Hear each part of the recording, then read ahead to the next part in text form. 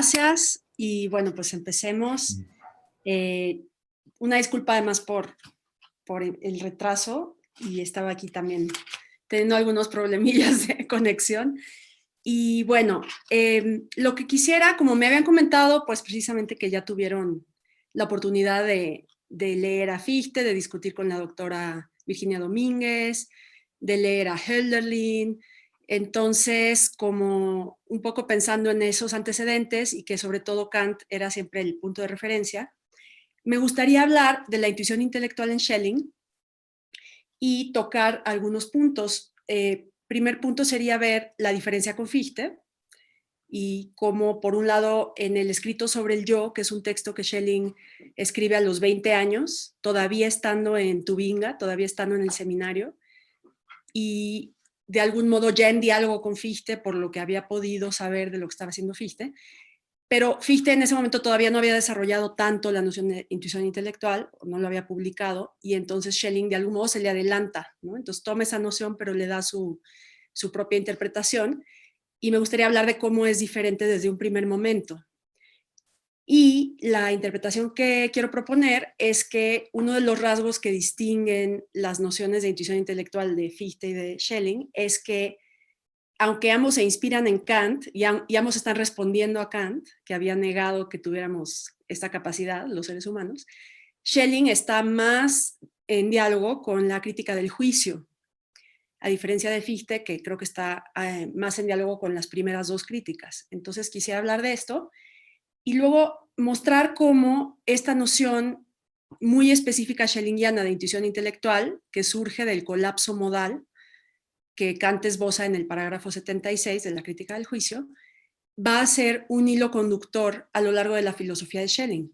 En el escrito sobre el yo nos vamos a centrar, pero luego voy a hablar un poco de cómo en los escritos posteriores de la filosofía de la identidad se desarrolla, se toma un papel aún más central, y cómo en la filosofía tardía, precisamente eso mismo que él había encontrado, esa especie de colapso modal, de no distinción entre actualidad y posibilidad, se convierte en el motivo para abandonar esta noción de intuición intelectual, y vamos a ver qué es lo que el mismo Schelling tardío dice sobre cómo entendía él la noción de intuición intelectual, para ver por qué al final en la filosofía tardía deja de hablar de ese término y cómo lo lee, ¿no? Como, ¿por qué lo abandona? Entonces eso es lo que les quiero proponer. Voy a tratar de no extenderme mucho para que tengamos tiempo de conversar. Bueno, pues a menudo se ha discutido cómo es posible que Fichte y Schelling desarrollen la noción intelectual y a la vez mantengan que son fieles al espíritu de la filosofía kantiana, cuando la letra kantiana negó de manera tan explícita la intuición intelectual en el conocimiento humano. En su defensa, Fichte y Schelling dirían que lo que ellos llaman intuición intelectual no es el conocimiento de ciertos objetos, no es propiamente el conocimiento del númeno, sino de nuestra propia actividad, y que el pensamiento kantiano en realidad presupone este conocimiento de manera implícita. O sea, simplemente ellos están volviendo explícito algo que tenía que haber estado implícito en Kant. Me voy a enfocar sobre todo en 3 puntos: ver en qué sentido Schelling cree ser fiel a Kant al desarrollar la noción de intuición intelectual, luego mostrar cómo el sentido peculiar que Schelling le da a esta noción, que lo distingue de Fichte desde un principio, surge del parágrafo 76 de la crítica del juicio, y por último, tomar esta peculiar interpretación que hace Schelling del colapso modal kantiano como hilo conductor de la filosofía de Schelling y como clave para entender su filosofía tardía. Entonces, bueno, vamos allá. Hay una anotación de vocabulario es el término realidad.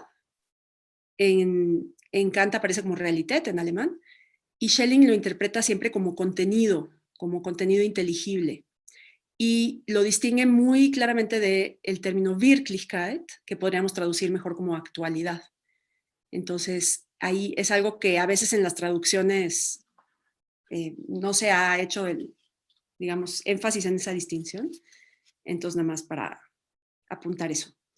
Bueno, pues primer punto. ¿Cómo es que se puede decir que hay intuición intelectual y a la vez sostener que es fiel al espíritu kantiano, ¿no? Primer punto. Entonces vamos a repasar brevemente lo que había hecho Fichte, que ustedes también creo que ya lo tienen muy presente. Entonces, todo inicia con Reinhold, ¿no? Que de quien creo que también han hablado, ¿no? Entonces, la idea de que la filosofía kantiana hay que convertirla en ciencia, hay que desarrollar un sistema, darle unidad a ciertos aspectos que habían quedado escindidos, en los que todavía había una dicotomía, ¿no? Como filosofía práctica, filosofía teórica, naturaleza, libertad, etc. Entonces, la idea es que si buscamos el fundamento o el principio que dé unidad a la filosofía kantiana, esta se va a poder convertir en un sistema, en una ciencia. Y entonces, a diferencia de Reinhold, lo que dice Fichte es, sí vamos a buscarlo en la conciencia, pero no en la conciencia como resultado, como hecho, ¿no? Como Tat, sino Tatsache, sino como Tathandlung, como acto, ¿no? Entonces, como la conciencia, la autoconciencia es en realidad algo que estamos haciendo, ¿no? Una actividad que sabemos que estamos haciendo porque la estamos haciendo. Y esa es la noción original, digamos, de intuición intelectual de Fichte. En la recensión que hace Fichte al Enesidemo de Schulze, aparece 3 veces este término, básicamente equivalente a lo que en 1794 va a llamar Tathandlung, que podríamos traducir como el hecho acto o el acto originario. Bueno, ahí hay varias propuestas de traducción, ¿no? Entonces, la idea de Fichte es que en lo que Kant llama a percepción pura, ¿no? la percepción que da unidad a la conciencia, que hace posible la conciencia, está ya, en cierto sentido de manera implícita, esta Tathandlung, ¿no? Esta actividad espontánea, completamente independiente de los objetos, pero que Kant no, porque Kant no se había planteado todavía la pregunta del fundamento, de la misma manera que lo está haciendo Fichte, pues no la había subrayado lo suficiente, ¿no? Entonces la idea es esa, o sea, ¿cómo, dice Fichte, ¿no? ¿Cómo podría ser que alguien de la talla de Kant pudiera creer que la actividad originaria y espontánea que da lugar a la conciencia va a depender de las cosas, ¿no? O sea, eso sería absurdo y nadie puede, ya ven que es muy polémico Fichte, entonces nadie puede creer que Kant decía esto. Entonces, la idea sería, hay una intuición intelectual que es independiente, espontánea y en ese sentido absoluta, ¿no? De ahí la noción de yo absoluto. En este momento Fichte no ha desarrollado todavía mucho más la noción cuando aparece Schelling en escena, 1795, el escrito sobre el yo. Y entonces sabemos que sí algo había leído de lo que estaba escribiendo Fichte y tenía noticia de las clases de Fichte, gracias a Hölderlin, ¿no? Que estaba en Jena, pero en realidad él hace como su propia versión de esto, ¿no? Su propia lectura. Entonces, en el escrito sobre el yo, lo que quiere hacer Schelling es buscar el principio último del cual depende la realidad de nuestro saber, ¿no? El título completo de la obra es Del yo como principio de la filosofía o sobre lo incondicionado en el saber humano. Entonces ahí vemos ya varias palabras clave, ¿no? El principio, el fundamento, pero también lo incondicionado, es decir, lo absoluto, en el saber humano, ¿no? No más allá del saber humano, sino en el saber humano. En cierto sentido como algo presupuesto por el saber humano, ¿no? Que lo hace posible. Entonces, el argumento que presenta Schelling es decir, estamos buscando ese principio último que da realidad a nuestro saber. Entonces, ojo, realidad, realitet, ¿no? Entonces, ¿qué es lo que le da? Le da consistencia, le da contenido, le da sistematicidad, ¿no? Habla como de un cosmos del saber. Y entonces no es realmente Wirklichkeit, ¿no? No es actualidad, sino realidad, o sea, esta especie de sistematicidad, que lo convierte en verdadero saber. Este principio, dice Schelling, será absoluto en cuanto principio, ¿no? Si es el principio, no puede requerir a su vez ser fundamentado en otro, ¿no? Porque entonces no sería principio. Entonces, absoluto en cuanto no puede hacer referencia a ningún otro principio, sino que debe ser pensado por sí mismo. Es, pues, el saber más originario que debe de poder fundamentar todo saber de objetos. Ha de ser un fundamento incondicionado, unbedingtes, y por tanto no puede consistir en una cosa, ¿no? Porque cosa en alemán es Ding, entonces lo unbedingt no puede ser cosa desde la etimología. No puede consistir en una cosa ni en un objeto, pero tampoco en un sujeto, pues el sujeto presupone a su vez objetos, ¿no? Sujeto y objeto son nociones correlativas, entonces ninguna de las dos podría ser este principio que estamos buscando. El principio del saber debe ser algo más elevado que determine a ambos, tanto al sujeto como al objeto, sin ser determinado por ellos. Y Schelling va a decir que este principio solo puede consistir en un yo absoluto. Entonces usa el mismo término de Fichte, pero vamos a ver que hay ese pequeño matiz distinto desde el principio. ¿Por qué el incondicionado, el principio de todo saber, debe encontrarse en un yo absoluto? Schelling argumenta que el fundamento último del saber, si es fundamento de todo saber, debe ser también aquello por lo cual sabemos que sabemos. Debe ser fundamento de su propio saber. Por eso debe ser algo que es pensable solo por sí mismo, que solo es pensable en cuanto es, y por lo tanto algo en lo cual el principio del ser y el pensar coinciden o colapsan, podríamos traducir, ¿no? En alemán dice zusammenfallen, podríamos, si quisiéramos usar un término más fuerte, colapsan. No hay distinción en el yo absoluto entre lo que es el principio de su ser y el principio de su saber. Cito a Schelling, en lo incondicionado deben coincidir el principio de su ser y el principio de su pensar. En otras palabras, el absoluto, es decir, lo incondicionado, también podríamos decir lo absoluto, para no reificarlo tanto, debe ser un yo o tener la forma de un yo porque solo es pensable en cuanto es. En él coinciden ser y pensar, en él coinciden sujeto y objeto, y esto le permite no requerir condición alguna. Creo que también tenemos aquí de fondo a Spinoza, ¿no? De algún modo, pero ya hablaremos de eso en la discusión. Sin embargo, Schelling, a diferencia de Fichte, no parte de un análisis de la conciencia y de su identidad activa, haciendo eco de la apercepción trascendental. De hecho, como acabamos de decir, el yo absoluto de Schelling no es el sujeto, explícitamente, sino lo que hace posible el sujeto. Entonces está como todavía más alejado del sujeto. La intuición intelectual lleva a Schelling más allá del sujeto porque apunta a una no distinción originaria entre sujeto y objeto que precede y hace posible todo acto de síntesis. En el escrito sobre el yo, Schelling explícitamente menciona al sujeto kantiano, ¿no? Que es, para Schelling es un yo, pero es un yo ya finito, es un yo ya lógico o condicionado por los objetos, ¿no? Un yo que conoce objetos, por lo tanto un yo ya condicionado por los objetos.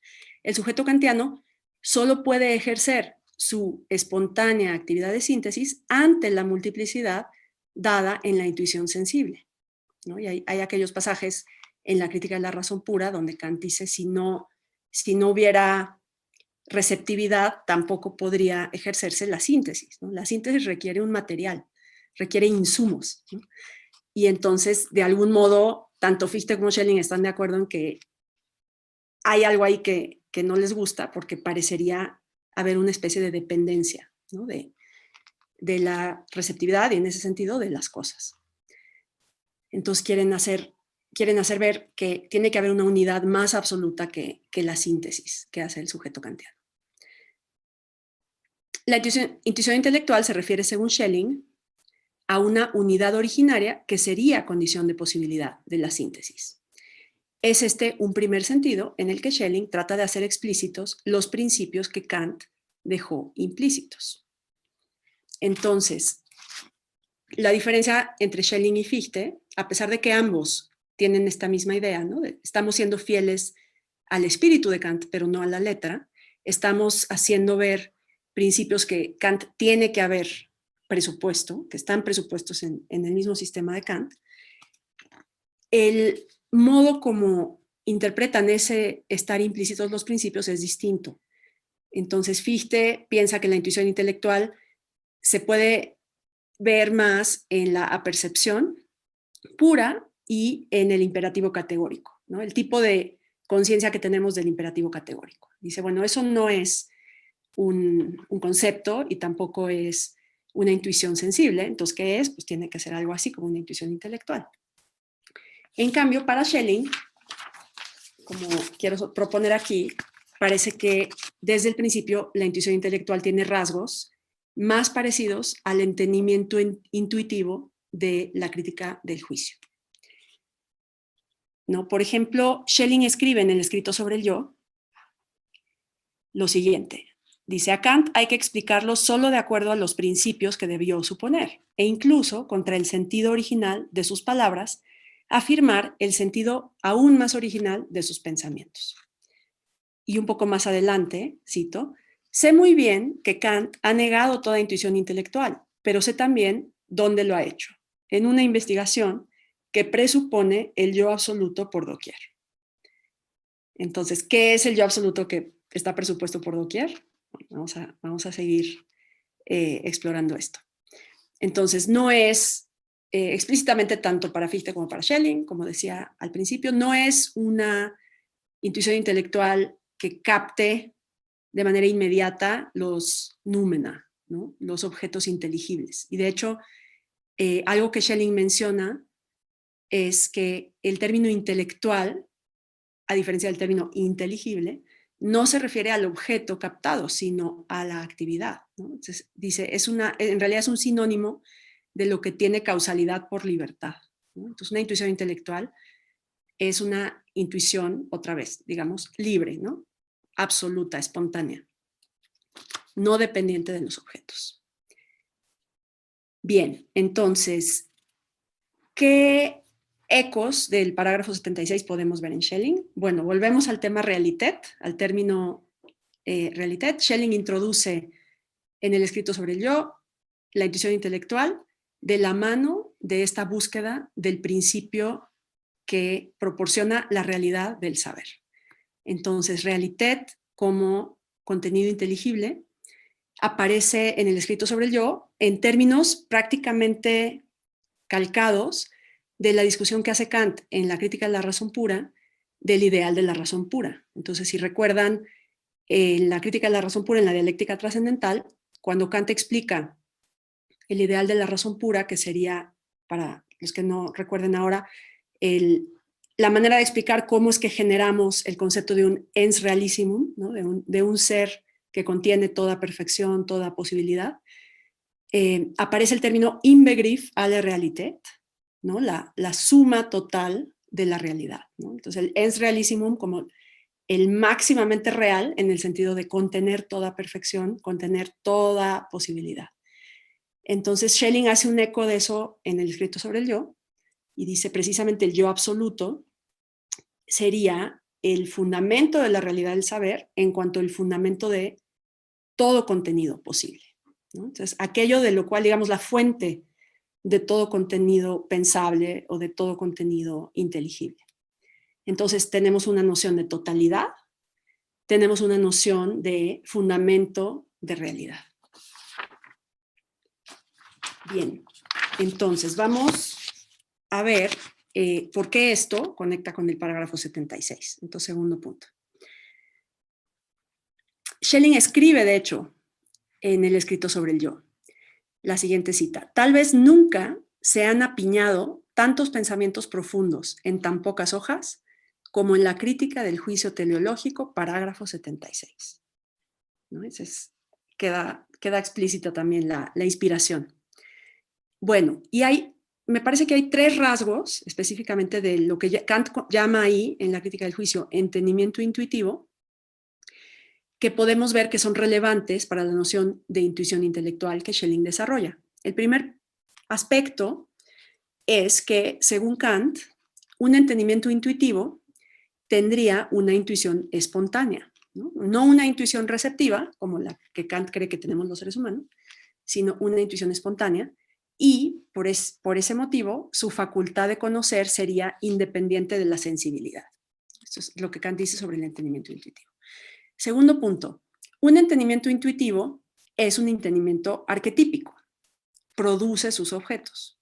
No se requiere un momento receptivo porque precisamente su espontaneidad es tal que al intuirlos, de algún modo los produce, ¿no? Basta, en cierto sentido, pensarlos para que su existencia sea dada.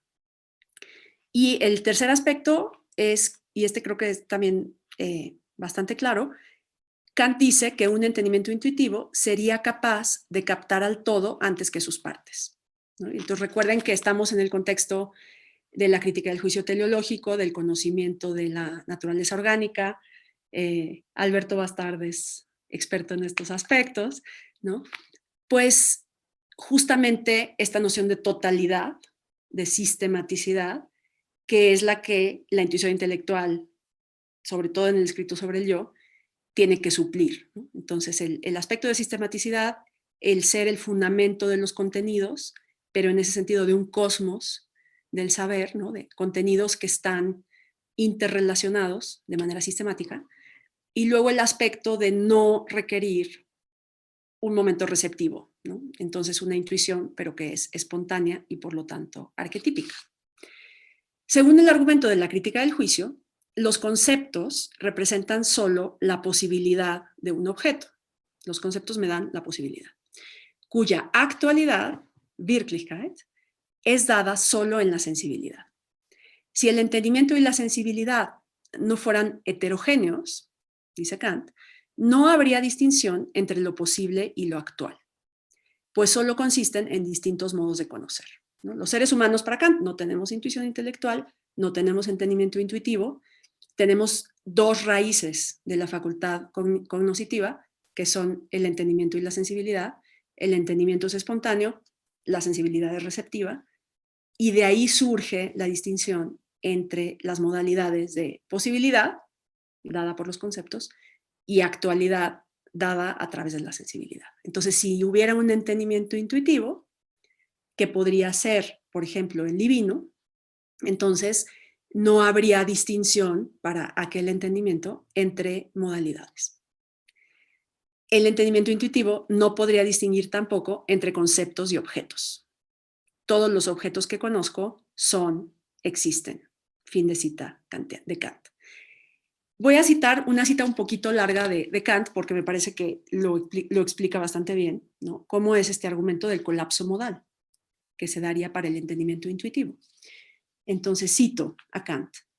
Es indispensablemente necesario para el entendimiento humano distinguir posibilidad y actualidad de las cosas. El fundamento de ello está en el sujeto y en la naturaleza de sus facultades de conocer. Pues si para el ejercicio de estas no fueran exigibles dos cosas totalmente heterogéneas, entendimiento para los conceptos, intuición sensible, para los objetos que a estos corresponden, no habría semejante distinción entre lo posible y lo actual. Si nuestro entendimiento fuera intuitivo, no tendría otros objetos que lo actual. Conceptos que solo van a la posibilidad de un objeto e intuiciones sensibles que nos dan algo sin por eso hacerlo conocer como objeto, vendrían ambos a desaparecer. Ahora bien, toda nuestra distinción de lo mero posible y de lo actual descansa en que lo primero significa solo la posición de la representación de una cosa con respecto a nuestro concepto y en general a la facultad de pensar.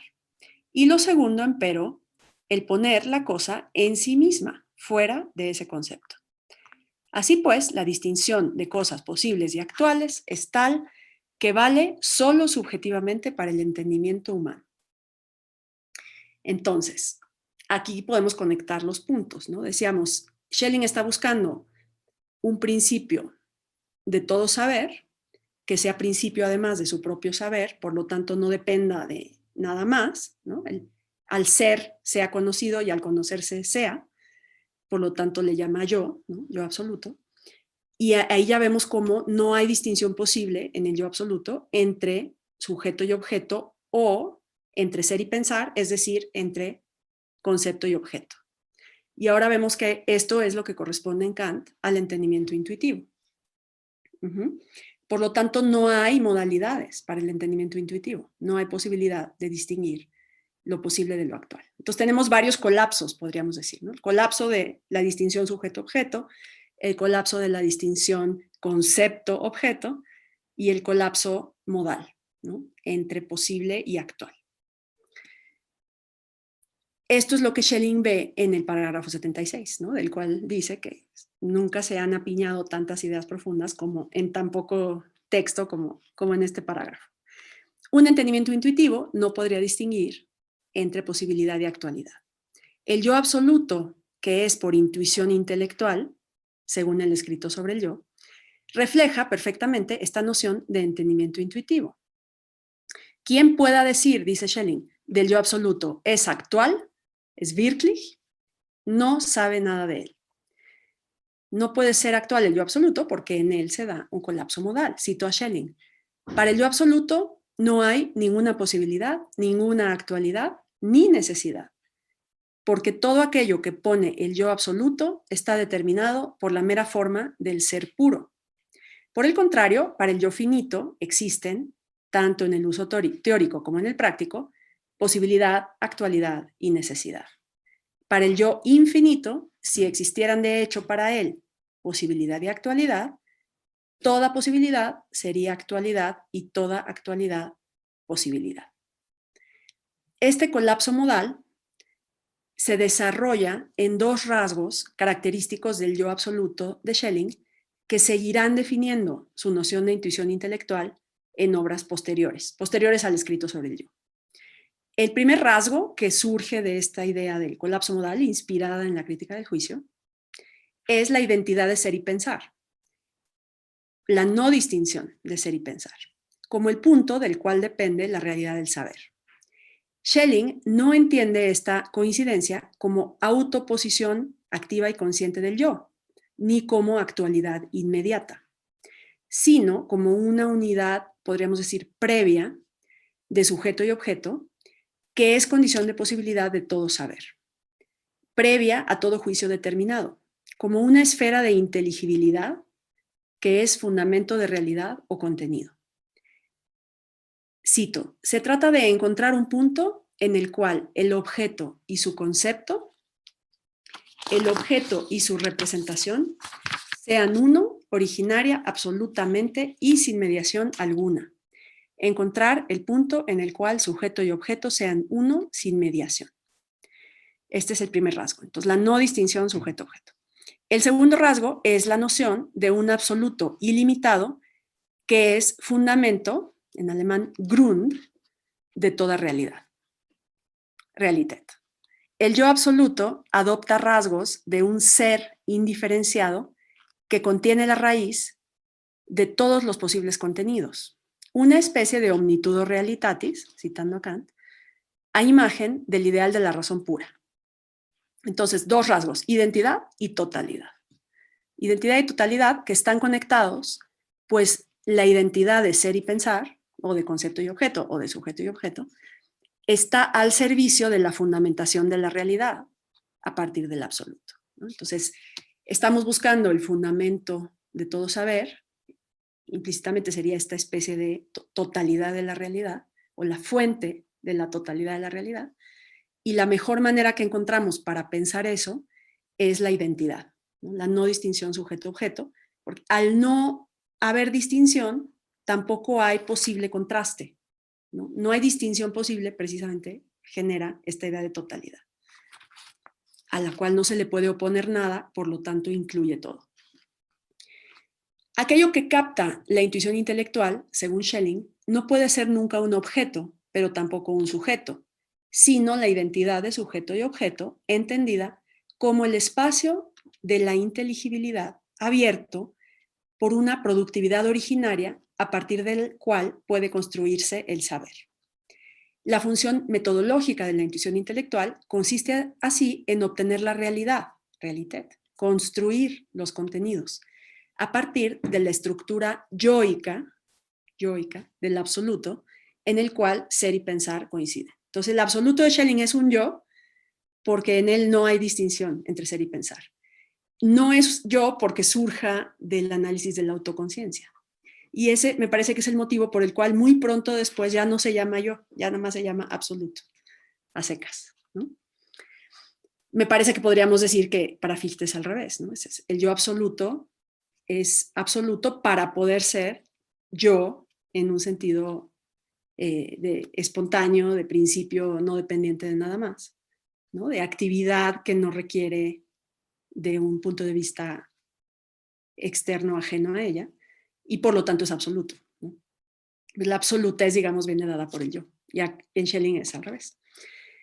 Para Schelling, estos contenidos que se fundamentan de esta manera tampoco deben ser considerados objetivos, pues objetivo implica siempre oposición con un sujeto.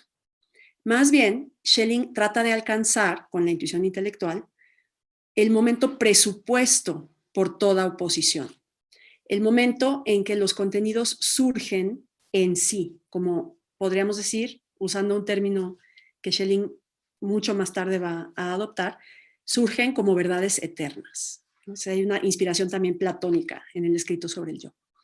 Esto se ve claramente a lo largo de su obra en diferentes momentos, en comparaciones que hace del absoluto con el espacio absoluto de la geometría. Se trata del absoluto como la materia del pensamiento, como el medium, dice, del pensamiento, como el éter, por así decir, del pensamiento, a partir de la cual materia pueden construirse los objetos por medio de la imitación. Lo que Kant había considerado posible solo para las matemáticas, la construcción, Schelling lo extiende a otro tipo de contenidos, siempre y cuando se construyan a partir de la absoluta identidad por medio de la intuición intelectual. De esta manera, la intuición intelectual se convierte en el método de la filosofía de Schelling.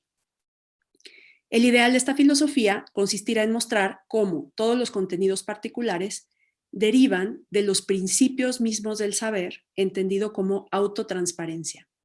En última instancia, de la identidad o indiferencia, que es la razón, o en otras palabras, del absoluto.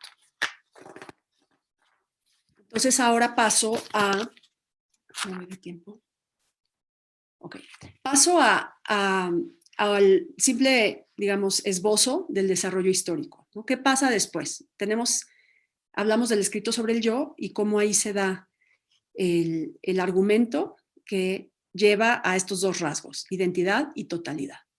Y ahora vamos a ver cómo eso se convierte en el motivo fundamental de su filosofía en los años posteriores, lo que se conoce como filosofía de la identidad, y luego por qué abandona esa noción, por qué abandona ese método y esa noción de la filosofía. Desarrollo histórico. No es, pues, el yo de la conciencia, sino el colapso de ser y pensar, la unidad absoluta presupuesta por la misma unidad de la conciencia. Se está a otro nivel, ¿no? Lo presupuesto, lo que hace posible el yo de la conciencia. Dicha unidad absoluta, presupuesta por todo saber, se entiende de entrada como autoproductiva. En obras posteriores se irá subrayando cada vez más la no distinción de ser y pensar, matriz de todo conocimiento posible, y cada vez menos el aspecto de autoposición. Mientras que en el sistema de 1800, el sistema del idealismo trascendental, Schelling todavía concibe su proyecto como idealismo trascendental. En este sistema todavía la autoproducción va de la mano con el espacio absoluto a partir del cual se construye todo objeto. Entonces aquí habla de intuición intelectual como una productividad y hace la comparación con el espacio absoluto de la geometría. Cito: el yo mismo es un objeto que es porque sabe de sí, es un constante intuir intelectual. Puesto que este productor de sí mismo es el único objeto de la filosofía trascendental, la intuición intelectual es para ella lo que es el espacio para la geometría.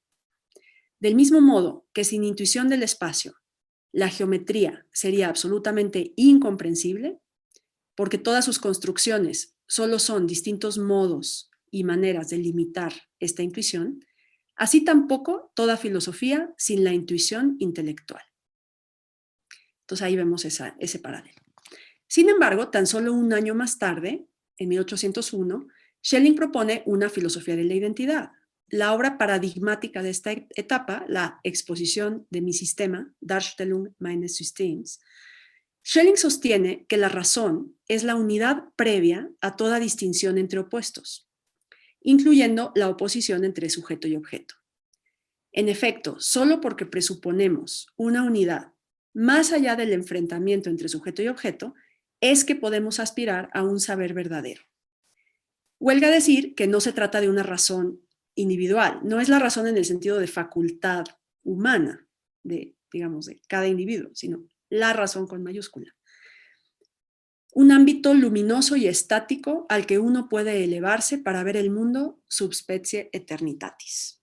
Escribe Schelling en ese texto, el texto de 1801. Cualquiera puede lograr pensar la razón. Para poder pensarla como absoluta, es decir, para alcanzar el punto de vista que exijo, debe abstraerse del que piensa. Ay, no, perdón, sí. Esta cita es de 1801, la exposición de mi sistema. Luego, en 1807, se me cayeron mis hojas, perdón.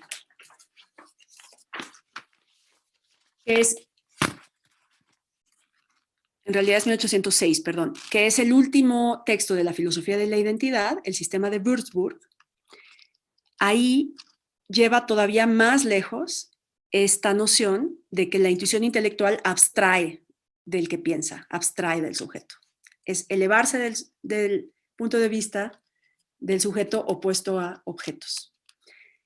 Cito: tendrás que reconocer, por tanto, que aquel conocimiento de la absoluta igualdad, quitando tu reflexión, no es un conocer tuyo ni de ningún otro hombre, sino precisamente conocimiento absoluto, conocimiento sin ninguna determinación añadida.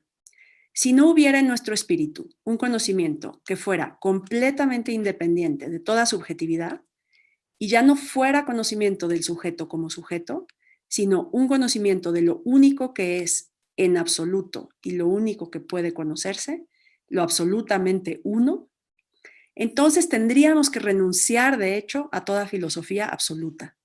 Estaríamos eternamente encerrados con nuestro pensar y saber en la esfera de la subjetividad. Y tendríamos que considerar el resultado de la filosofía kantiana, así como de la fichteana, como el único posible y hacerlo inmediatamente nuestro. Entonces, este texto, que es del último desarrollo de la filosofía de la identidad, es también el más radical en ese sentido, ¿no? Más allá de toda subjetividad y más allá del proyecto trascendental, podríamos pensar, porque, digamos, rechaza el punto de vista subjetivo. Por esa abstracción de la persona que piensa, la razón se considera el verdadero en sí, el punto de indiferencia de lo subjetivo y objetivo. Y porque la razón es esta indiferencia, debe pensarse también como totalidad, ya que no es ni subjetiva ni objetiva. Nada puede oponérsele o quedar fuera de ella. Cito a Schelling, texto de 1801, exposición de mi sistema: fuera de la razón no hay nada y en ella está todo. Entonces, una y otra vez compara la razón con el espacio absoluto, a partir del cual, por vía de la delimitación, se van obteniendo todas las figuras geométricas. La razón es el espacio, o mejor aún, la raíz o la matriz de la totalidad de contenidos posibles del pensamiento. Saber algo, para este Schelling de esta época, es construirlo. Y construir equivale a trazar a partir del espacio absoluto y ver algo en el contexto de la razón absoluta. Solo hay conocimiento inmediato, intuición intelectual del absoluto, porque es fundamento de toda evidencia, o la evidencia misma. Es el mismo un saber. Cito a Schelling, este es un texto de 1802, las exposiciones ulteriores de la exposición de mi sistema. O sea, es un texto que escribe para explicar algunos conceptos del texto de 1801. Dice: no hay un saber absoluto y luego un absoluto fuera de este, sino que ambos son uno. Y en eso consiste la esencia de la filosofía, ya que un saber absoluto existe también fuera de ella en otro conocimiento, pero solo que en este no es como saber absoluto, a la vez la esencia y la realidad del absoluto mismo.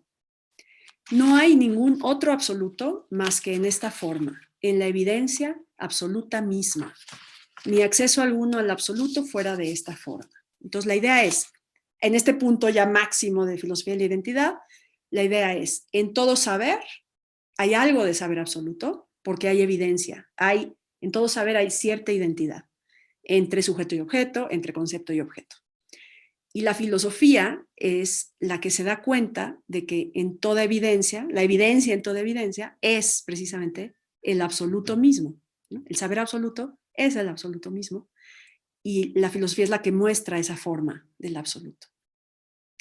Entonces, digamos, podríamos pensar que lo que hizo Schelling fue tomar esa noción que aparece desde 1795 en el escrito sobre el yo, del colapso modal y de los diferentes colapsos, ¿no? Entre sujeto y objeto, entre concepto y objeto, y los radicaliza a ser el centro de su filosofía, ¿no? En esta etapa de la filosofía de la identidad. Y vemos cómo los dos rasgos, identidad y totalidad, se mantienen estrechamente unidos, ¿no? Precisamente porque la filosofía se eleva a ese punto de vista, donde se da cuenta de la identidad, donde, digamos, se eleva al absoluto, gracias a la intuición intelectual, es que puede generar todos los contenidos posibles de manera sistemática. Los contenidos se tienen que construir, se tienen que derivar desde la identidad. Pero no estamos hablando ya en estos momentos de autoposición ni de actividad del yo. Digamos, Fichte ya quedó un poco más lejos, ¿no? Entonces, ¿cómo empieza a hacer aguas este asunto, ¿no? ¿Cómo abandona esta filosofía de la identidad? Bueno, pues vamos pasando a la cuarta etapa de la conferencia, que es la última. El saber absoluto es, pero su ser es solo el ser del saber, ¿no? Ya vimos que dice que no hay un absoluto y luego un saber absoluto, sino que son uno y el mismo. Y eso que le suena muy bien en ese momento, vamos a ir viendo cómo se empieza a dar cuenta que ese ser del absoluto, ese ser del saber absoluto, es el ser del saber. Es el ser que pueden tener las verdades eternas, los objetos matemáticos, los conceptos matemáticos, donde en la matemática dicen, no hay distinción entre el concepto y el objeto, ¿no? Captar el teorema de Pitágoras es captar el objeto, ¿no? No hay otra cosa aparte de. Y eso que le parece maravilloso en la filosofía de la identidad, llega un momento que empieza a generar problemas porque se da cuenta que hay algo fuera de eso, que es la existencia, o que podríamos decir es la actualidad, ¿no? Entonces el colapso modal finalmente no era absoluto, porque lo que realmente había sucedido es que el ser había quedado, podríamos decir, absorbido por el saber, ¿no?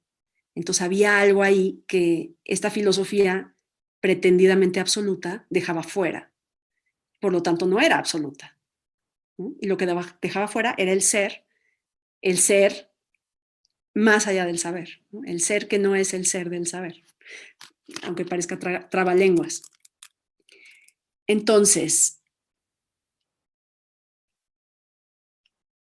hay, por cierto, aquí podríamos referirnos brevemente a una crítica que es muy conocida que le hace Hegel a Schelling en el prólogo a la fenomenología del espíritu, ¿no? Donde parece que, aunque no lo nombra, aunque no dice que es Schelling, dice que tratar de captar el absoluto de manera inmediata es digamos, contentarse con un absoluto que realmente es meramente formal, vacío, ¿no? Es sacárselo de la manga o dispararlo como de una pistola, y que la idea de una intuición intelectual, además, sería una noción como de una especie de iluminación reservada a unos pocos, ¿no? Y entonces la noción de intuición intelectual no serviría para entender un absoluto que realmente genera, que realmente se desarrolla, etcétera, ¿no? Se quedaría en esta especie de juego de palabras casi, ¿no? Que en realidad está vacío. Cuando en un momento veamos cómo Schelling lee su propia intuición intelectual y por qué la deja de lado, por qué deja de usar ese término, veremos que para Schelling esa lectura, aunque él mismo critica su filosofía de la identidad, le parece que esa crítica de Hegel no está acertada porque precisamente, por lo menos según Schelling, Hegel está presuponiendo que la intuición intelectual trataba de captar la actualidad del absoluto, el absoluto como actual, como existente. Y lo que el Schelling tardío dice es, mi intuición intelectual no entraba en eso, era ignorante de la existencia, ¿no? Solo precisamente se contentaba con la realidad, con los contenidos, con generar contenidos a raíz de la identidad, pero no trataba de entender que eso fuera algo existente, ¿no? Que fuera algo actual, más allá de esa luminosidad de la inteligibilidad, como una especie de fondo, de trasfondo de todo juicio particular. Entonces, ¿por qué Schelling habla de intuición si no se refería a una captación inmediata de la existencia? ¿No? ¿Por qué hablar de intuición que siempre ha tenido este sentido de inmediatez y de singularidad, ¿no? el término intuición? Entonces, creo que algo que también lo distingue de Fichte es precisamente la noción de inmediatez, ¿no? Y esto, bueno, ya lo discutiremos con los presentes, pero me parece que Fichte, la noción de inmediatez, la razón de usar el término intuición intelectual como algo inmediato es esa captación de lo que hago porque lo hago. Es una inmediatez incluso práctica. En cambio, la noción de inmediatez del Schelling, del que estamos hablando, consiste precisamente en una no distinción. Es inmediato simplemente porque no hay contraste, porque no hay oposición alguna y por eso no hay mediación tampoco, ¿no? Es inmediato porque da un paso atrás hacia las condiciones de posibilidad de todo contenido posible, pero no inmediato en el sentido de captar lo actual o lo existente de manera inmediata. Schelling usa el término intuición precisamente para evitar la separación entre sujeto y objeto, ser y pensar, etc. Ya habíamos visto en el parágrafo 76 de la crítica del juicio que Kant dice que en una intuición intelectual no se podría distinguir entre ellos. Y lo que acaba diciendo Schelling es que la intuición intelectual es un pensar que no piensa, un pensar no objetivante. Entonces cito al Schelling tardío en las lecciones muniquesas sobre la historia de la filosofía moderna, releyendo su propia filosofía temprana. Y dice Schelling, está hablando de qué capta la intuición intelectual. Dice, en sentido propio, no es objeto, es más bien, a lo largo de toda la ciencia, la materia del pensamiento, ya que el pensar efectivo, el pensar actual, se exterioriza justamente solo en la progresiva determinación y configuración de este indeterminado en sí, de esa materia del pensamiento indeterminada. Esta primera base, esta verdadera prima materia de todo pensamiento, no puede ser por eso lo propiamente pensado. No puede ser lo pensado en el sentido en que es pensada la configuración actual. Si el pensamiento se ocupa de la determinación de esta materia, no piensa en la base, sino solo en esta determinación conceptual que pone dentro de ella, paréntesis, arcilla del escultor. Por tanto, ella, esa materia del pensamiento, es en el pensamiento lo propiamente no pensado. Un pensar no pensante no estará, sin embargo, muy lejos de un pensar intuitivo. Y en esa medida, un pensar al que subyace una intuición intelectual recorre toda esa filosofía lo mismo que recorre la geometría. Entonces, es esta especie de trasfondo, ¿no? Yo estoy dirigida a ciertas determinaciones o configuraciones conceptuales, pero hay una especie de substrato de materia, en ese sentido también platónico, que yo no estoy enfocando, ¿no? Y si lo quisiera volver sacar del trasfondo, sacar del horizonte y objetivarlo, a su vez requeriría otro trasfondo que no estoy objetivando, ¿no? En este sentido, yo veo ciertos paralelos entre la noción de intuición intelectual de Schelling y ciertas discusiones contemporáneas. Ya hablaremos de eso en la discusión si quieren, pero por ejemplo, en fenomenología, ¿no? Porque veo que está aquí Tania, no sé si sigue aquí. Entonces, bueno, ya hablaremos de eso. ¿Cómo podría entenderse la intuición intelectual de Schelling como esa especie de horizonte de todo conocimiento, ¿no? Pero no un horizonte dado por el cuerpo, ¿no? Sino simplemente una especie de materia del pensamiento. Bien, de este modo vemos que la noción de intuición intelectual que Schelling desarrolla nunca estuvo dirigida a asegurarse de la existencia. No se llama intuición para subrayar la inmediatez de un objeto, sino para indicar un pensar no conceptual, un pensar no pensante, un pensar de lo propiamente no pensado en el pensamiento, de la no distinción de ser y pensar como materia prima del pensamiento.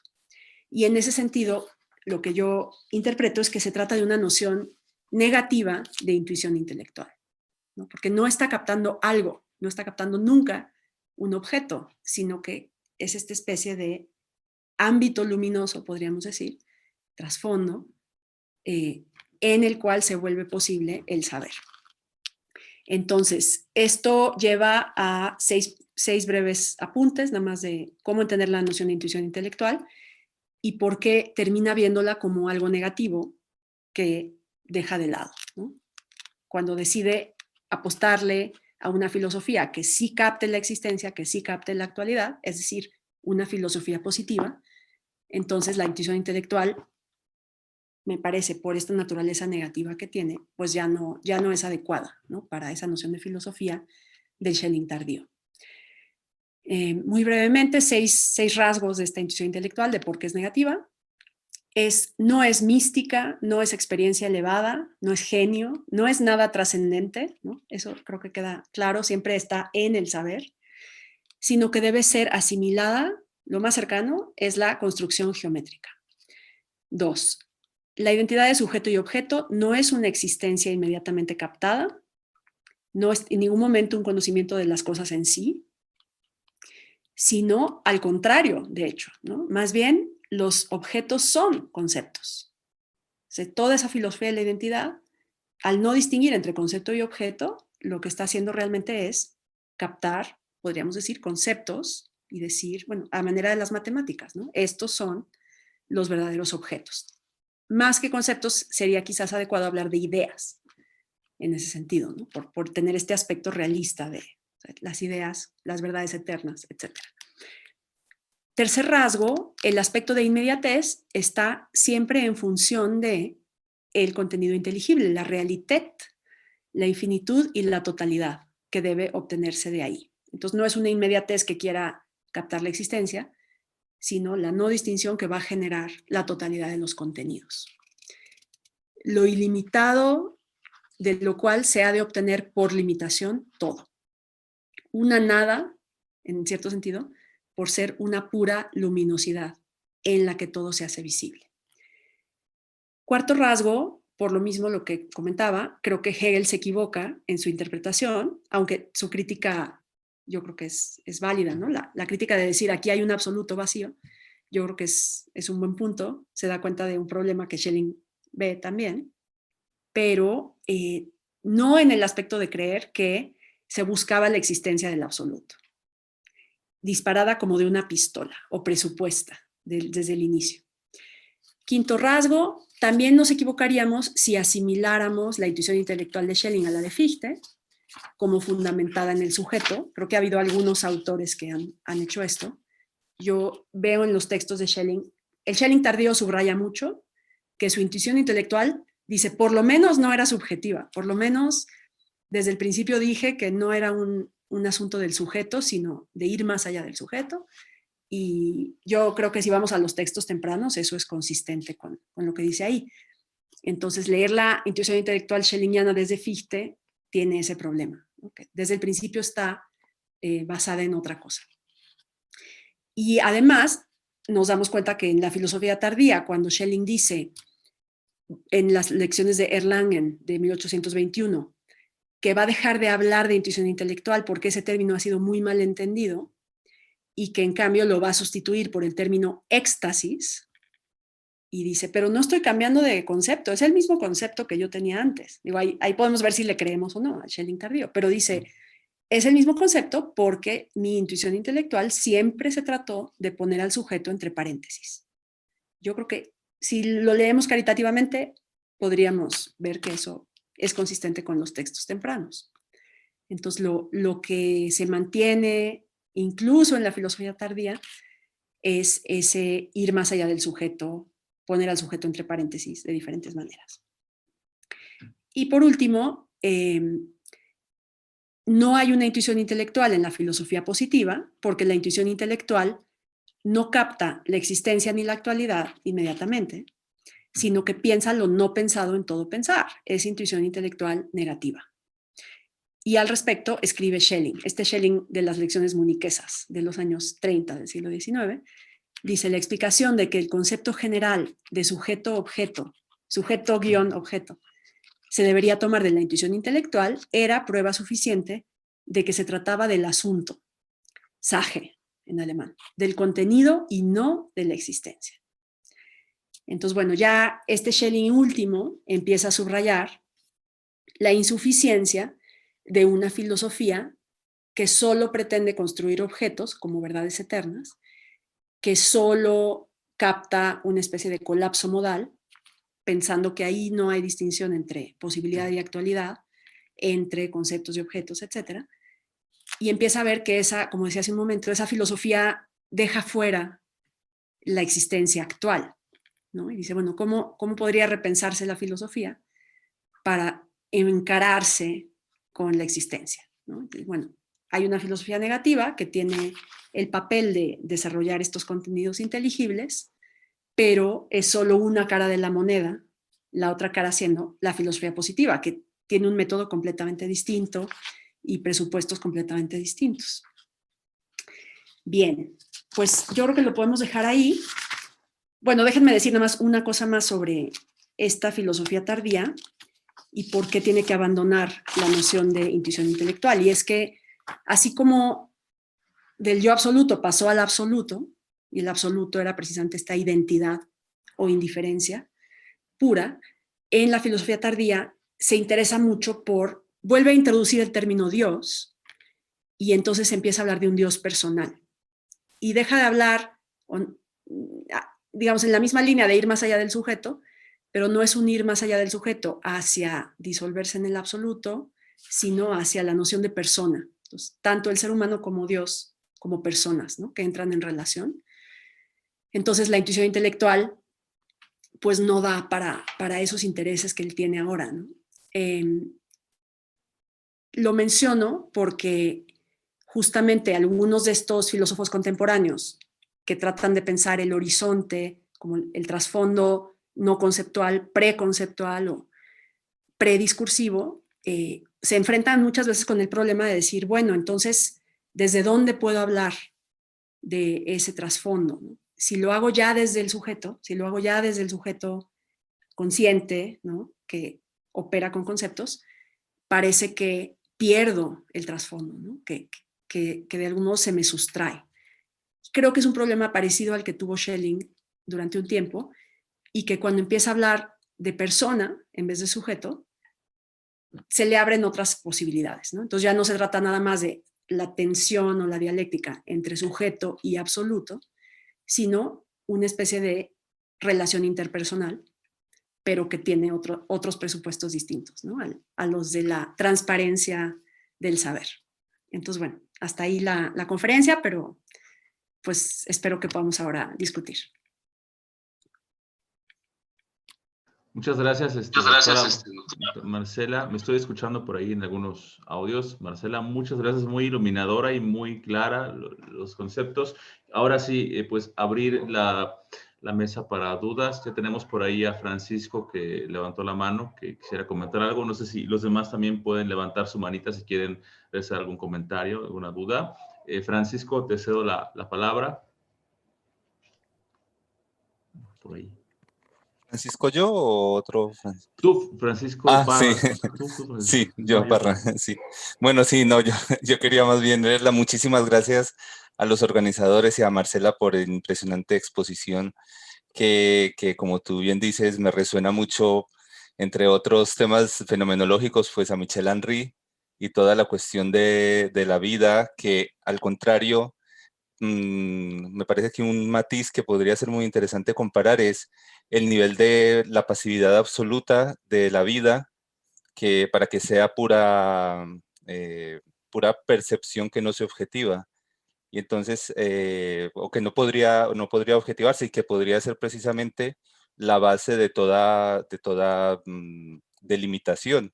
El punto de partida de que es la autoafectividad, lo decía Michel Henry, la pura autoafectividad, que no podría tener obviamente ninguna referencia objetiva, y que al mismo tiempo pues entraría en un problema con la temporalidad para el tema de la producción de lo que sería entes, objetos, éxtasis o exterioridad, como lo diría Michel Henry, salir de la inmanencia a la trascendencia, ¿no? Pero esa base inmanente yo también la encontraba en la exposición que hacías, y en ese sentido tenía una pregunta, quizás algo incluso teológica, no sé, claro, aquí nos movemos en ese punto, y es en esa delimitación que tiene que ver con esa productividad del pensar absoluta, que esa espontaneidad para Schelling, ¿qué lo obligaría a ello? ¿El tiempo, el aburrimiento, el, qué lo saca de sí? Esa sería la cuestión. Porque ahí también hay otro tema de la fenomenología actual que ya se cruza con Levinas y con otros temas, que es qué hace salir, qué produce el acontecimiento. Pero bueno, ya me callo y muchísimas gracias. Ok, muchas gracias por esa pregunta. Está muy buena y me sirve mucho. Pero ¿podrías decir simplemente qué hace salir? Y es que no quiero poner palabras en tu boca. Entonces, ¿cómo la formulaste? ¿Qué hace salir? Sí, ¿qué hace producir? ¿Qué produce que la pura espontaneidad, pero parece que fuera un juego consigo mismo? O que fuera entonces puede dar la impresión de o es un juego del ser o es la realidad que vivimos más seria, no sé. Por un lado, estoy juntando cosas, perdón, para hacerla más simple. ¿Qué hace, simplemente qué produce qué hace que lo absolutamente espontáneo delimite lo absoluto? Sí, Perfecto. Sí, eso sí, sí, es, sí. eso es. Ok. Bueno, me gusta mucho porque en el escrito sobre el yo, Schelling dice que la pregunta kantiana, ¿cómo son posibles los juicios sintéticos a priori? ¿Cómo es posible la síntesis? No es otra, o se podría reformular en la pregunta, ¿cómo es que el yo absoluto sale de sí y pone y se contrapone un mundo, ¿no? Como eso todavía podríamos leerlo en la esfera fictiana, pero ¿cómo es que el yo absoluto sale de sí y pone lo condicionado, pone el mundo, se contrapone los objetos? Y es bien interesante ver que él dice, esto sigue siendo Kant, esto no es otra cosa que Kant, ¿no? Pero conforme vamos leyendo el libro, vamos viendo que él piensa que la síntesis kantiana presupone una síntesis más elevada, que sería no ya la síntesis de acuerdo a las categorías, sino la síntesis de ser y no ser, ¿no? Que genera lo limitado. Entonces, esa pregunta que aparece desde el escrito sobre el yo, 1795, yo creo que se mantiene en toda la filosofía de Schelling y que de algún modo es otro hilo que podríamos tomar para ver cómo sí va cambiando, Schelling va cambiando, pero va cambiando porque su pregunta no cambia, ¿no? Que es parte de lo que es bien interesante de Schelling, ¿no? Que se le ha criticado por ser el proteo de la filosofía y que se dice Hegel, ¿no? Se educó en público, hizo su desarrollo filosófico en público. Pero para mí es un punto a su favor, ¿no? Es como, tiene ciertas preguntas que está dispuesto a perseguirlas, aunque eso le implique cambiar su modo de enfoque, ¿no? Entonces, precisamente, uno de los motivos por el que tiene que abandonar, me parece, la filosofía de la identidad, es que no hay respuesta a esa pregunta, ¿no? O sea, en la filosofía de la identidad, en vez de pensar de cómo es que el yo absoluto sale de sí, tenemos un modelo estático, ¿no? Donde ya todo está siempre, digamos, derivado de la identidad pura, pero en cierto sentido no hay movimiento, ¿no? Entonces, ¿cómo puede pensarse ahí la libertad, por ejemplo, ¿no? O sea, es para los que estaban estudiando Spinoza, pues es el punto más spinoziano quizás, pero que luego le genera problemas, ¿no? ¿Cómo puede pensarse ahí la libertad? ¿Cómo puede pensarse ahí la actualidad sin que sea una especie de error de miras, ¿no? O sea, en la filosofía de la identidad, si yo adopto el punto de vista absoluto, me doy cuenta que todo es uno, que todo es en el absoluto, y solo si me salgo de ese punto de vista del absoluto, veo lo finito como individual, como independiente, ¿no? Pero en cierto sentido es un error, y muy relacionado con el mal, por cierto, ¿no? Entonces, se empieza a dar cuenta que ahí hay algo que no está funcionando en su sistema, porque la actualidad, la libertad, están quedando como fuera, ¿no? Y dice, no, esto... Y entonces la pregunta que tú haces es la que le impulsa, me parece, a decir, tengo que repensar al absoluto para que sí pueda libremente decidir manifestarse, ¿no? Expresarse, decirse, salir de sí, como lo queramos poner, y por eso la noción de persona, que es la que le permite integrar ahí la libertad. Luego, tengo que repensar el tiempo. Entonces, después de la filosofía de la identidad, el desarrollo, él le pone el título de las edades del mundo, que es con lo que se abre la filosofía tardía, ¿no? Entonces, ¿cómo hay algo escindido en el mismo absoluto, hay una diferencia en la misma identidad que de algún modo genera el tiempo, ¿no? O sea, decide salir de sí y arranca, digamos, el proceso. Y bueno, eso sí, bueno, para resumir, ese es un hilo para ver los diferentes intentos que él da de responder a esa pregunta. Muchas Gracias. gracias, doctor. No sé si alguien más quisiera comentar algo por ahí, que tengan alguna cuestión. A mí me interesó, no sé, Alberto, particularmente esta conexión que mencionaste, igual mientras si quiere plantear su duda, yo quisiera comentar esta relación entre el yo absoluto y la substancia de Spinoza, ¿no? Que parece, cuando todo esto que hablabas y que está en el texto de que el ser, el principio del ser y el principio del saber coinciden, resuena mucho a esta cuestión de Spinoza de que la sustancia se concibe por sí y en sí, y es lo único que se puede concebir en sí y por sí misma, ¿no? Entonces aquí me parece, no sé si pudieras ahondar un poco, porque parece, ¿no? Que este texto está inspirado en muchas ideas de Spinoza, también las ideas de Jacobi, esta cuestión de la mediación entre, que me parece también que esa es otra cuestión, ¿no? El yo absoluto y la substancia, y que esta cuestión del monismo, ¿no? Schellingiano, que me parece que también lleva implícito un cierto dualismo, ¿no? Entre lo absoluto y lo finito, ¿no? Que es un problema que también está presente en Spinoza, ¿no? Parece que son como dos esferas distintas, ¿no? La esfera de lo absoluto y que precisamente Spinoza tampoco parece explicar mucho este tránsito, ¿no? De la sustancia a los modos, ¿no? Y parece que está como dado. No sé si algo, esas dos cuestiones me gustaría, no sé si pudieras ahondar un poquito más, mientras si alguien más igual quiere plantear por ahí otra duda, igual Alberto, bienvenido, ¿no? Gracias, Marcela. Ok, sí. De hecho, sí, él en esa época, en 1795, es cuando él escribe esa famosa carta a Hegel. Me encanta porque Hegel recibe dos cartas prácticamente el mismo día, una de Schelling y una de Hölderlin, ¿no? Y la de Hölderlin es muy paralela al texto que leyeron de Juicio y Ser, donde hace esta crítica a Fichte, ¿no? De manera más explícita en la carta a Hegel. ¿Cómo puede haber un yo absoluto? Si es yo, no puede si es absoluto, no puede tener limitación, por lo tanto no puede tener conciencia, porque la conciencia es conciencia siempre de objetos, y aunque el objeto sea el mismo yo, pues hay una limitación ahí. Entonces, no puede haber un absoluto con conciencia, por lo tanto no puede ser un yo, ¿no? O es absoluto o es yo. Y es prácticamente de la misma fecha la carta que le escribe Schelling también a Hegel, diciendo que se ha vuelto espinosista y que del Dios del que él está hablando no es un Dios personal, sino si acaso, en la vía práctica se podría entender el yo absoluto como Dios, pero solo en la vía práctica, porque mientras sea en la filosofía teórica, siempre estaremos pensando a Dios como objeto, por lo tanto no como absoluto, no como yo absoluto. Entonces la única vía de algún modo que tenemos de acceso al yo absoluto es la intuición intelectual, que por cierto en el título que puse, intuición intelectual del absoluto, y luego se me olvidó mencionarlo, trataba de decir, hay como dos posibles lecturas de ese genitivo, ¿no? Puede ser un genitivo objetivo, intuición intelectual del absoluto como objeto de la intuición intelectual, o un genitivo subjetivo, ¿no? Intuición intelectual del absoluto. Y sí creo que eso está ahí, ¿no? Cuando Schelling dice, el yo absoluto es intuición intelectual.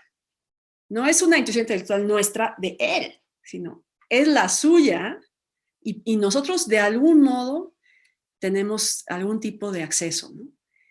Participación quizás, algo, ¿no? Pero eso creo que es bien importante para entender la diferencia también con Fichte, o sea, ¿por qué Schelling dice desde el principio, yo mi intuición intelectual siempre puso entre paréntesis al sujeto? Es porque ya estábamos hablando, como después va a quedar más claro también con Hegel, de una especie de desubjetivización, ¿no? De una especie de descentralización del sujeto, ¿no? Es intuición intelectual que el absoluto tiene de sí mismo. En fin, bien, pregunta por Spinoza. Es muy clara, yo estoy de acuerdo, la influencia y el modo de argumentar de por qué el yo absoluto es el fundamento del saber o el principio de todo saber, suena muy parecido al inicio de la ética de Spinoza. Ahora sí, según Schelling por lo menos, la gran diferencia, y él lo dice ahí en ese texto, ¿no? Es que Spinoza, la sustancia de Spinoza no es un yo, no es yo, y por lo tanto hay un error ahí, ¿no? Y él dice, lo que Spinoza no se dio cuenta es que todos los rasgos absolutos que le puso, realmente está diciendo que es yo, pero no se da cuenta, ¿no? Y por eso hay una especie de malentendido consigo mismo, porque está pensando en la sustancia de tal modo que realmente es un yo, pero está diciendo que es un no yo y por lo tanto ahí hay una contradicción. Entonces yo creo que Schelling sí cree que, aunque está muy inspirado en Spinoza, que hay algo que ellos, y digo ellos, yo creo que en ese momento todavía es como esta noción de equipo postkantiano, algo que ellos están contribuyendo, que es la yoidad, ¿no? La estructura yoica. Y entonces, aunque yo diga que Schelling va más allá del sujeto cuando habla de yo, y bueno, que lo dice él, no es desdeñable que el sujeto es también yo, ¿no? Es un yo, pero no es el yo absoluto, es el yo finito, el yo condicionado por objetos. Entonces, es como cuando Schelling tardío dice que hay la A mayúscula y la A minúscula, y el ser humano es el absoluto chiquito, ¿no? El absoluto con A minúscula. Yo creo que la gran diferencia con Spinoza es que el idealismo alemán sí se está tomando muy en serio a Kant, ¿no? Entonces está tomando muy en serio, aunque luego lo quiera superar, por así decir, sí se está tomando muy en serio la subjetividad, la autoconciencia, la libertad, ¿no? Que son cosas que a ellos en Spinoza les parece que no están realmente de manera central. Esto creo que se ve mejor en las cartas sobre dogmatismo y criticismo de Schelling, ¿no? Donde Spinoza está en una luz muy positiva, está al mismo nivel que el criticismo, ¿no? Dogmatismo, es código para Spinoza, ¿no? Entonces, Spinoza y el criticismo tienen casi igual dignidad, pero en última instancia, la libertad decide la balanza, ¿no? El aspecto práctico decide la balanza por el criticismo, ¿no? Para no caer en contradicciones performativas, ¿no? Estoy haciendo filosofía, pero me estoy negando a mí mismo como libre, pues creo que ahí también Schelling se acerca a Fichte, ¿no? O sea, hay una contradicción performativa ahí. Entonces, esa era una pregunta. Y la de Jacobi, yo creo que sí, Schelling, cada vez me doy más cuenta, es que sigue muchísimo a Jacobi y de algún modo la idea esta posterior que mencioné de persona, de cómo Schelling reintroduce la noción de persona, en cierto sentido sigue siendo algo que está inspirado en Jacobi, ¿no? O sea, Jacobi sí tenía esa idea de un encuentro interpersonal, y por eso a Jacobi no le gusta Spinoza, pero tampoco le gusta Kant, ni Fichte, ni Schelling, ni nadie, porque piensa que no dejan espacio para ese tipo de, llamémosle, enfoque, ¿no? Personal. Entonces hasta el Schelling tardío sigue siendo bastante influido por Jacobi, yo creo. Gracias, doctor. Bueno, Bárbara quiere hacernos una pregunta también. Muchas gracias, Marcela, por responder. Bárbara, no sé si estás por ahí, pudieras activar tu micrófono. Sí, hola, ¿qué tal? Gracias. Buenas tardes a todos y gracias a la doctora por la exposición. Yo quería preguntar una cosa porque he estado leyendo sobre los neokantianos de la Escuela de Marburgo y algunas de las cosas que hablaba sobre Schelling me recordaron un poco a los neokantianos. Entonces, quería preguntar si no hay algo cercano entre ese idealismo lógico de los neokantianos, que también dicen ser fieles a Kant, pero que también eligen eliminar de Kant esa parte receptiva y quedarse solo con la parte del entendimiento. Por un lado, también el hecho de que utilizan las matemáticas todo el tiempo, y usted mencionó que en el concepto de Schelling estaba detrás la geometría. Y no sé si en Schelling, como dijo usted, el análisis no parte de la conciencia del sujeto, que es al que está poniendo entre paréntesis, y en los neokantianos no estoy del todo segura de si se hace desde un análisis de la conciencia o no, como en Schelling. Entonces, esa es mi pregunta. Okay. Es muy interesante. La verdad es que no tengo muy presentes ahora en ese detalle a los neokantianos de Marburgo. Lo que sí podría ser, que sería muy interesante, es que en ambos casos hay esta idea de que Kant se ha convertido en ciencia, ¿no? O sea, que se convierta en sistema, que sea sistematizado, que sea cientificado. Y qué tipo de presupuestos tienen ahí, incluso en su noción de filosofía. Entonces yo creo que el Schelling del que yo hablé, como tú dices, efectivamente está muy inspirado por la idea de lo sistemático, la matemática, la geometría, el saber absoluto que es el absoluto, etcétera. Y curiosamente, lo único que se me ocurre ahora es esto, ¿no? Tenemos la otra escuela importante neokantiana que está más interesada por la vida, por la cultura, por la historia, ¿no? Y de algún modo el Schelling positivo, el Schelling tardío, que dice hay dos caras, la filosofía negativa y la filosofía positiva. Esa filosofía positiva de Schelling, la verdad es que se parece bastante a algunos desarrollos de, por ejemplo, Cassirer, ¿no? De esta otra escuela neokantiana. Entonces, quizás el Schelling negativo, el Schelling más afín a la matemática, pues sí se podría asimilar a lo de Marburgo. Ahora, supongo, te digo, aunque ahora no los tengo muy presentes, supongo, pero no sé, tú dime, que no, tal vez para los fines de esta escuela neokantiana, que si mal no recuerdo, entiende la filosofía como una especie de metaciencia, ¿no? Filosofía de la ciencia. No sé si estos aspectos de los que hablamos aquí, como intuición intelectual, absoluto, identidad, totalidad, realmente ya les queden muy lejos, ¿no? Como que sean tal vez aspectos que ellos tampoco quieran mantener, ¿no? En su noción de la filosofía. No sé qué opinas. Sí, probablemente les parecería algo muy cercano a la metafísica de la que quieren alejarse. Exacto. Pero sí me llamó la atención como esas otras cosas que encontraba de tomar a Kant, pero qué parte de Kant, qué otra parte de Kant no les interesaba, y trataban casi de ocultarla de cierta forma, ¿no?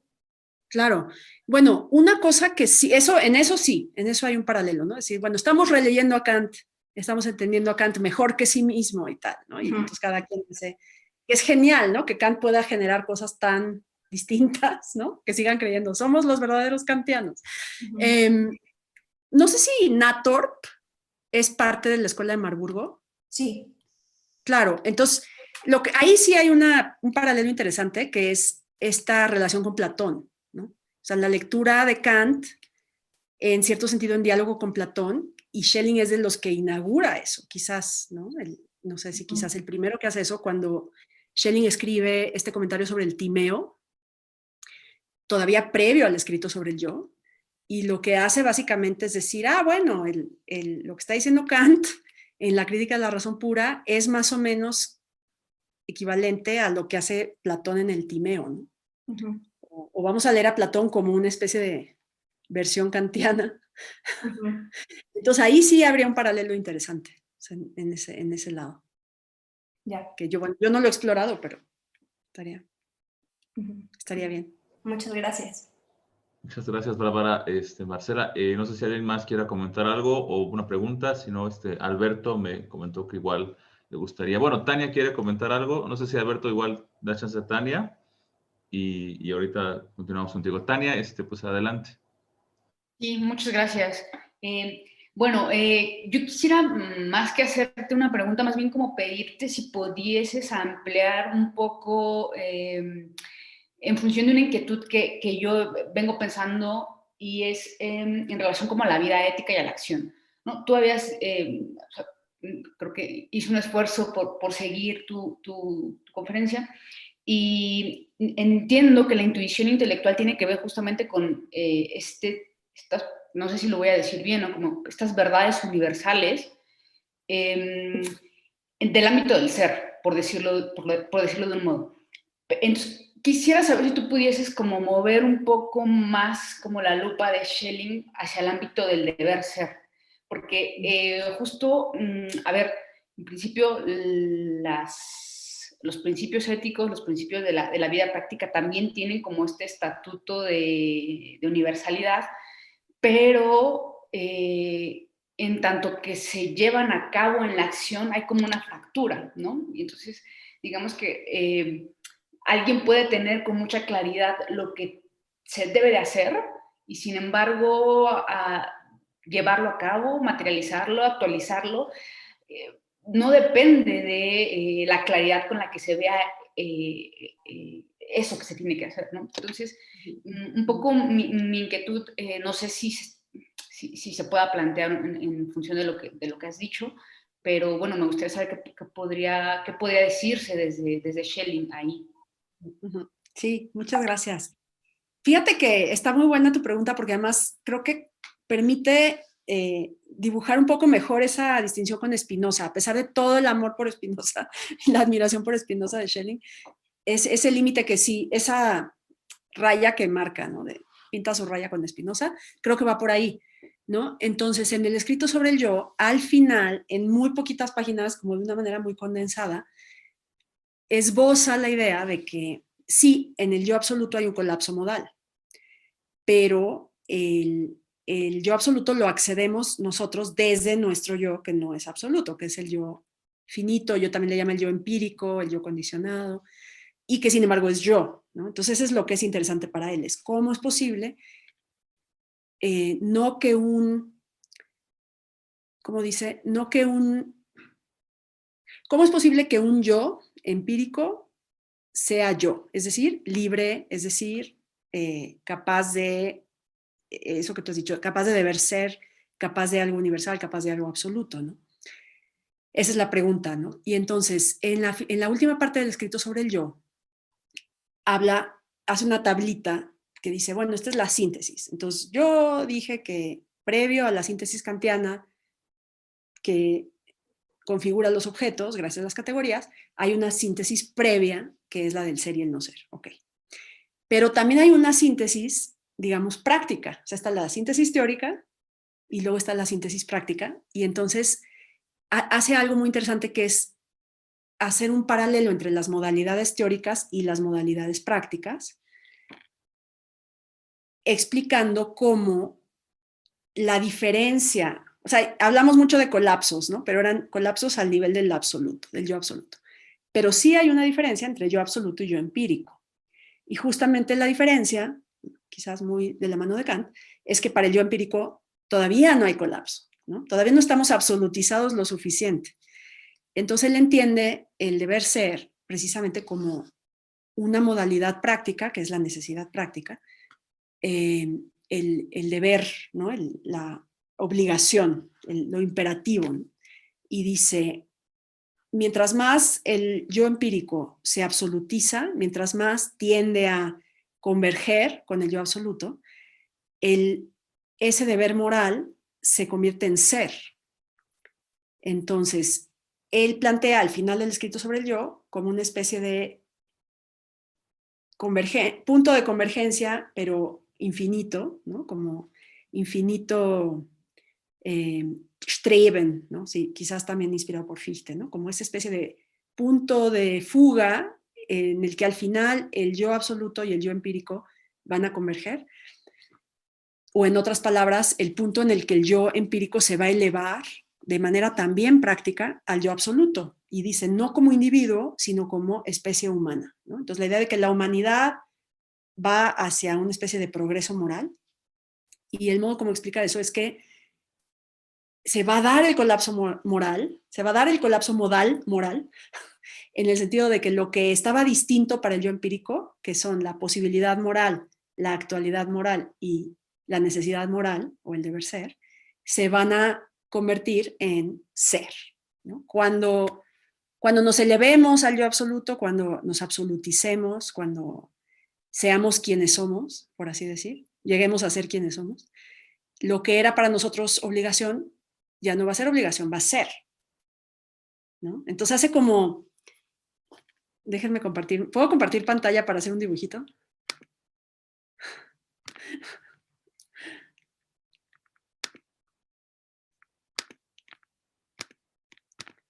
Hace esto, ¿no?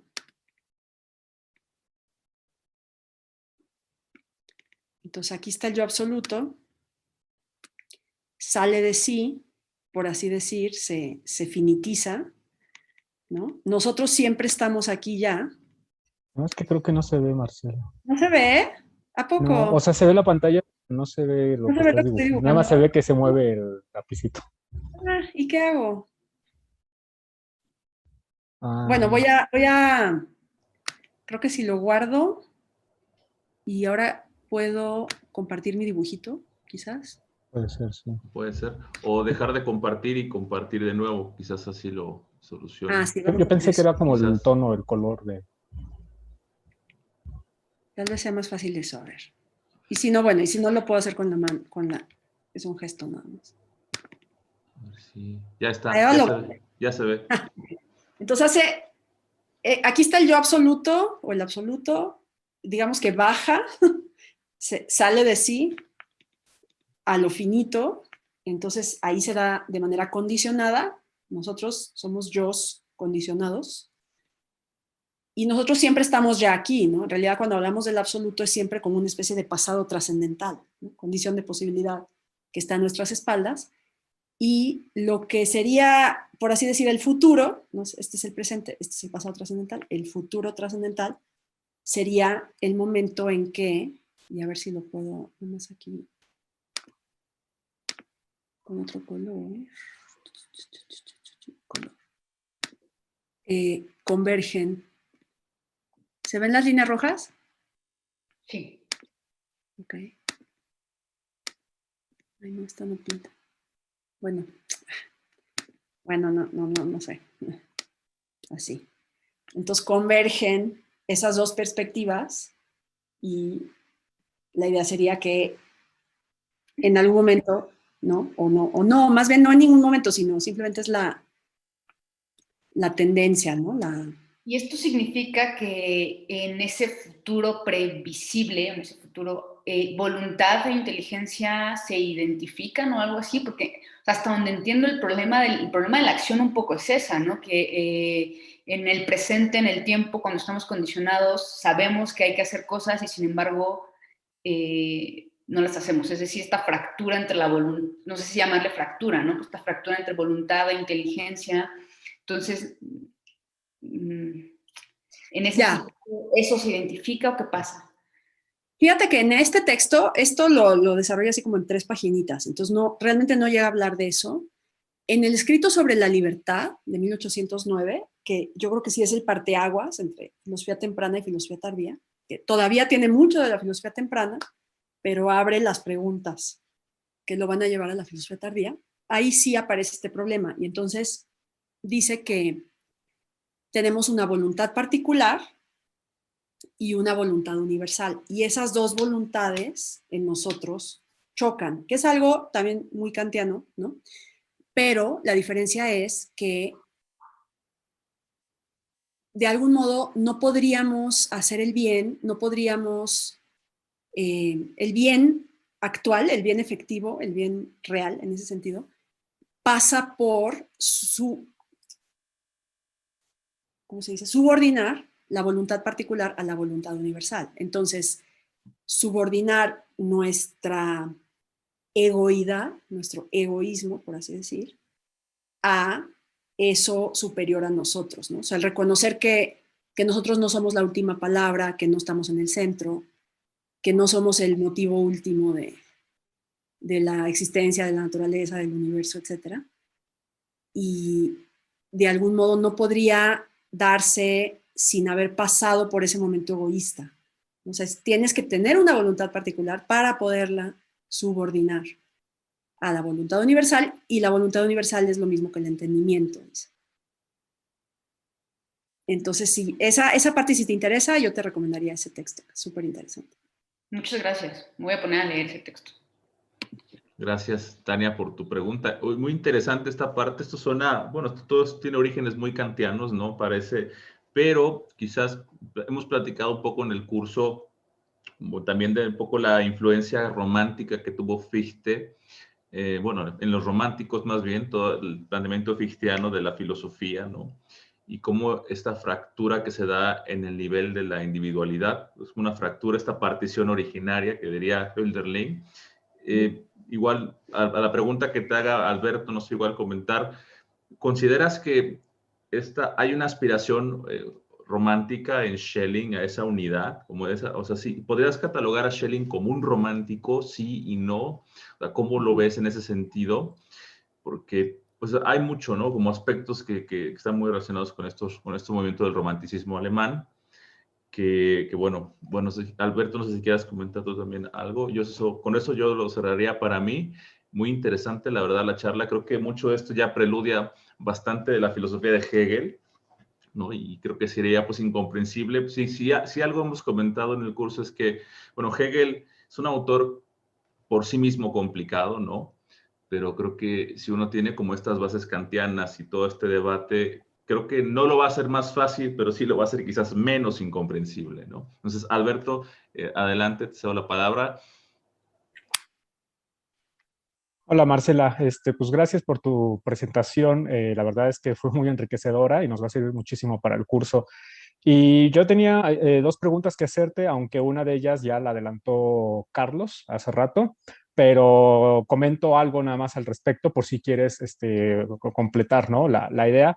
Y es que tiene que ver con lo que Carlos mencionó de Spinoza, y es por lo siguiente. A mí me llamó mucho la atención de tu exposición al inicio, cómo trataste de distinguir la intuición intelectual en Schelling de la de Fichte, curiosamente desde el mismo Kant, ¿no? O sea, lo más común, según yo, en Schelling, al tratar de distinguir las intuiciones intelectuales de cada uno de ellos, es referir a la idea que Schelling va a rescatar del Genkaipan, ¿no? Es decir, el punto de vista del uno todo, que pues le viene precisamente de este espinosismo que entra en escena en la época con toda la disputa precisamente del espinosismo de Lessing, ¿no?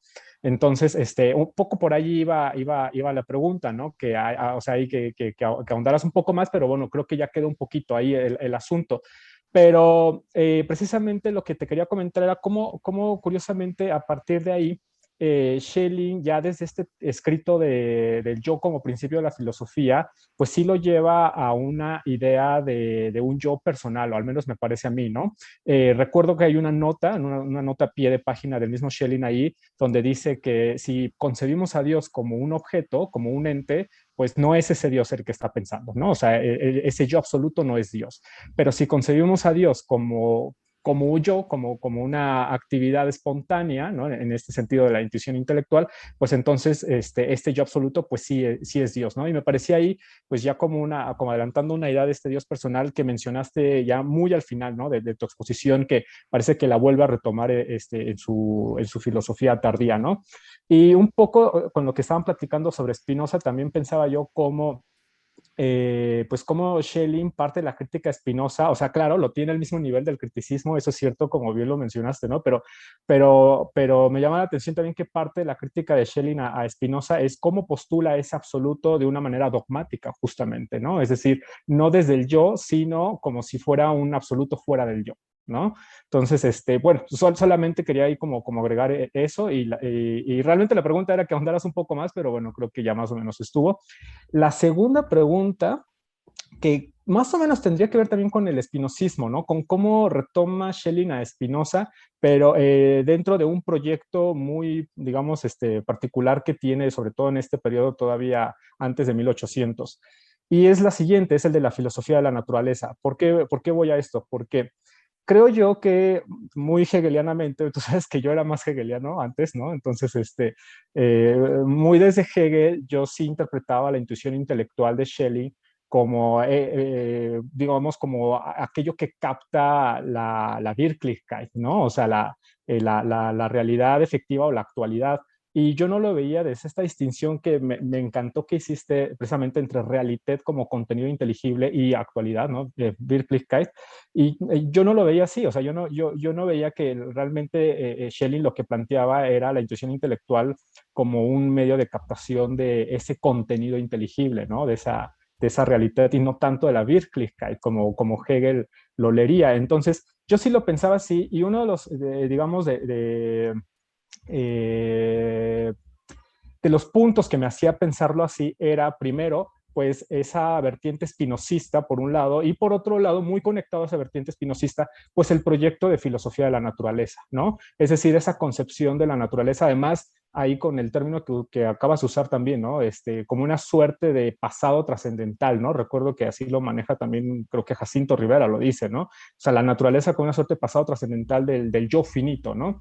Y como un producto del yo absoluto, o sea, como algo que el yo absoluto produce. Y eso es como lo que me hacía pensar que pues sí se trataba de la realidad efectiva, de la actualidad, ¿no? Entonces, ya con esto que tú nos has mencionado, de que Schelling, al menos en esta filosofía de la identidad anterior a la filosofía positiva, pues realmente lo que está hablando es de una intuición intelectual que capta la realidad y no la Wirklichkeit. ¿Cómo podemos pensar en ese sentido, pues ese proyecto de filosofía de la naturaleza, ¿no? Un poco por ahí la pregunta. Okay. No, muchas gracias. Muy brevemente de lo primero.